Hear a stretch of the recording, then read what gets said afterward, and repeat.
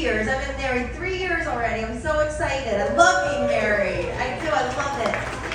People have weird things to say about marriage, but it's worked out great for me. Like before that, I was just out peddling my dick jokes all over the country. And now I have a house, I have insurance, like things worked out wonderfully for me. So I'm not complaining, and it's great. And you know what's, any single people in here? Okay, statistically, that's not true. But I was older when I met my husband. I was in my 40s, so I was just gonna tell you all that you have hope, like it is. I met a great guy in my 40s, but the thing was I wasn't sure if he wanted to get married because he'd never been married before, and he didn't have any kids, and I'm like, chances are he's not gonna wanna get married. I was a little bummed about that, but he was a good guy and a nice guy, and I was mature enough to be like, you know, I'm not gonna make a big deal about it, because that's what matters, right? But then one summer, he was like, let's go see the lighthouses in Maine. Yeah. Right, I was like, what? I'm getting engaged? You know, because like straight men don't want to go to Maine to see the lighthouses. So he was up to something. So we did. We went to Maine, and it was incredible. Have you ever been to Maine? Have you been to Maine, Kathy? Whew, Maine is, put it on your list. It is so beautiful. It's so scenic. The food is good. The water, the people. There's like Black Lives Matter signs everywhere, but no black people. Like those kind of people, you know?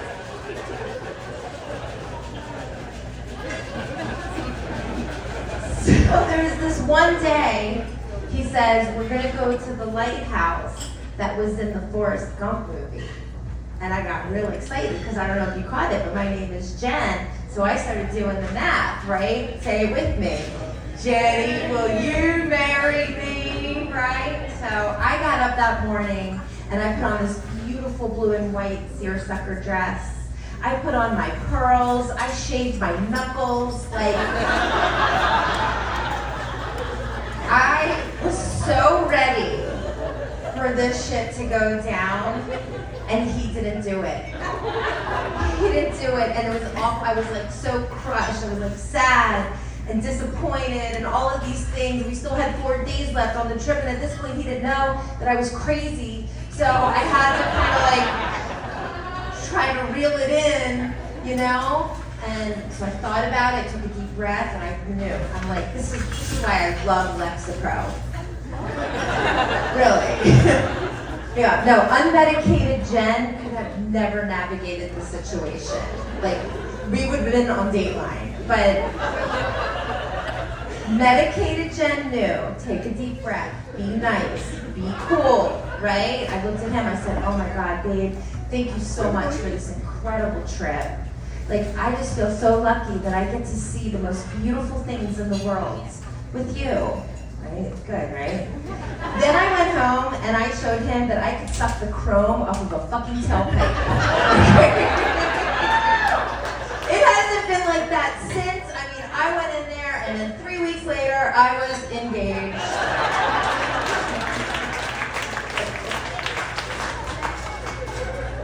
And we did it, like we got married. Because we're older, people are like, oh, you're gonna elope, you're not gonna have a big wedding. And I'm like, fuck, we ain't. We had a wedding by the Fountain of Youth in St. Augustine, big wedding. I had like 8 bridesmaids all over the age of 50.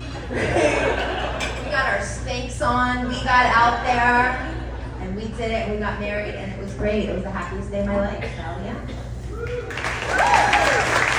The story. Stu and I, and so we just had our first conversation actually about money, because I never have any, and you know, but it went really well because I think because we're more mature, like we use all like the words and tools you're supposed to use when you talk to your partner. He sat me down and he said, hey babe, listen, I feel like we're spending too much money at Ulta.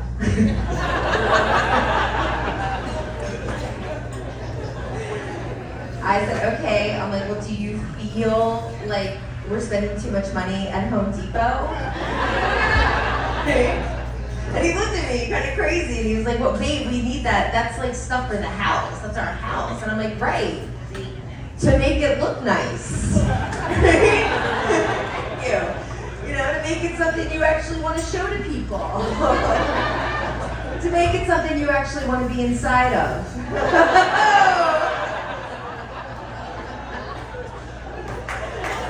Thank you. He's like, look at her in that pretty dress telling dirty jokes. See it coming.